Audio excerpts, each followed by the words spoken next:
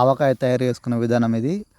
తెలంగాణలో ఆవకాయ పెట్టుకునేటప్పుడు మ్యాంగోస్ కొనుక్కొని ఇట్లా మంచిగా నీట్గా కడిగి అట్లా డబ్బాలో పెట్టుకొని తర్వాత అట్లా చిన్న చిన్న ముక్కలు కట్ చేసుకుంటాం. ఇక బయట కట్ చేసే పెంచాలి, నేనే కట్ చేసిన ఇంట్లో. ఇక తొందర కట్ చేద్దామని అట్లా కట్ చేసేసిన. పోతే ఫస్ట్ టైం కొట్టిన ముక్కలు చాలా నీట్గా వచ్చినాయి. మంచిగా ఎట్లా కొడతారో అట్లా కొట్టుకొని ఆవకు సరిపడా కొట్టుకొని ఒక చిన్న కత్తి పెట్టుకొని దానిపైన ఒక చిన్న ఇనుప రాడ్తో కొట్టి ఇట్లా కట్ చేయడం జరిగింది. తర్వాత అన్నిటిని అట్లా కొట్టేసినాయి.